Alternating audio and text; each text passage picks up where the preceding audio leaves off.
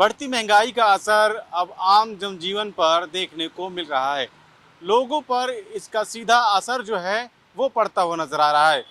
दिल्ली समेत अलग अलग राज्यों की बात करें तो हमने देखा कि किस प्रकार से पेट्रोल, डीजल और सीएनजी के दामों को बढ़ाया गया, जिसके बाद से ही लगातार तमाम जो ट्रांसपोर्टेशन के जरिए सामान आता है उन सभी चीज़ों के रेट जो हैं वो बढ़ गए हैं, जिसका सीधा असर लोगों की जेब पर पड़ता हुआ नजर आ रहा है। चाहे वो बाजार हो या फिर अन्य वो जगह जहाँ से लोग खाने पीने का सामान खरीदते हैं या फिर रेस्टोरेंट, क्योंकि एलपीजी के दाम बढ़े, कमर्शियल के, उसके बाद जो है रेस्टोरेंट में जो लोग खाना खाते थे उसके भी जो रेट हैं वो बढ़ गए।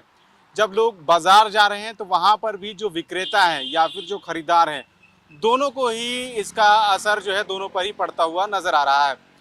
खरीदार जो जा रहा है उस पर, वो जो भी चीज़ खरीद रहा है उस पर जो है 10 से 20 रुपए की जो है वो बढ़ोतरी नज़र आ रही है।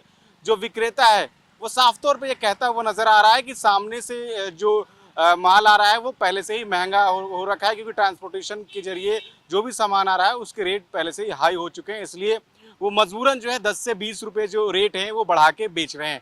आपने देखा होगा कि वैश्विक स्तर पर जिस प्रकार से लड़ाइयाँ छिड़ी हुई हैं, जंग जैसे हालात हैं, उसका असर सीधे तौर पर जो है वो भारत पर देखने को मिल रहा है, और जिसकी वजह से तमाम जो महंगाई है वो बढ़ती हुई नजर आ रही है।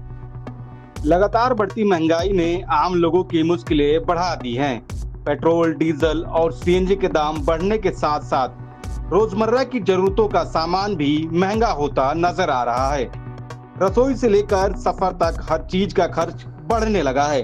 सब्जियां, दूध, राशन और अन्य जरूरी सामानों की कीमतें लगातार उछाल मार रही हैं। महंगाई का सीधा असर अब लोगों की जेब और घर के बजट पर पड़ रहा है। लोगों का कहना है कि आमदनी वही, लेकिन खर्चा लगातार बढ़ता जा रहा है। मेन चीज तो दही पनीर होती है हमारी। दही में 100 रुपए थे, अब 120 रुपए हो गए। पनीर 400 थी, अब 440 करनी पड़ी। जब पीछे से ही सारा चीज दूध 2 रुपए किलो प्रयाग वालों ने बढ़ा दिया, मदर डेयरी ने बढ़ा दिया, अमूल ने बढ़ा दिया। तो जब दूध के 2 रुपए बढ़ गए तो आप खुद देखो ना, क्वांटिटी 100 किलो में कितने का फर्क आ गया, 200 रुपए का फर्क आ गया ना। तो 200 रुपए किलो कहाँ से पूरा करूंगा मैं? आम आदमी की जेब पे ही असर पड़ेगा ना। वो दुकानदार क्या कर लेगा? अपनी जेब से तो दुकानदार देगा नहीं, सारे टैक्स दुकानदार भरेगा, जीएसटी भरेगा, सब कुछ भरेगा। और क्या क्या कर लेगा दुकानदार? फलों पे रेट बढ़े हैं, जैसे कीवी हो गई, नारियल पानी हो गया, इधर तेल भी महंगा है, पेट्रोल डीजल पे भी पैसे बढ़ चुके हैं, तो इन चीज़ों पे भी फर्क पड़ रहा है फलों पे। और कीवी जो है पहले 100 रुपए की 4 होती थी, अब कीवी जो है जब से ईरान में लड़ाई हुई है, अब से 50 रुपए पीस, 60 रुपए पीस चल रहा है, इसलिए उस पर भी कीवी पे और चीज़ों फलों पे भी असर पड़ा है।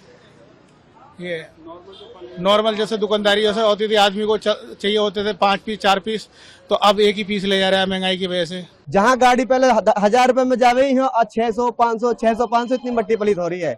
सीएनजी बढ़ा रहे हैं, डीजल बढ़ा रहे हैं, पेट्रोल बढ़ा रहे हैं, पर भाई रेट नहीं बढ़ा रहे। बहुत ज्यादा मट्टी पलीत हो रही है। पैसे बची नहीं रहे भाई। गाड़ी आधे ने तो बिक भी थी, गाड़ी किस्त न जा रही है, मांग मांग के किस्त दे रहे हैं गाड़ियों की। जिनका जो 14,000 रुपए मंथली साल का भरा जाता था, अब उनका इकट्ठा भरना पड़ रहा है। गाड़ी चले या चले उसका मतलब नहीं है। सीएनजी का रेट बढ़ा रखा, रेट उतना ही है ओला उबर का, ना तो एक पैसा बढ़ाया है, घटा और दिया रेट। सरकार से तो डिमांड यही है कि सीएनजी का अपना ये रेट थोड़ा डाउन करें, महंगाई को कम करें।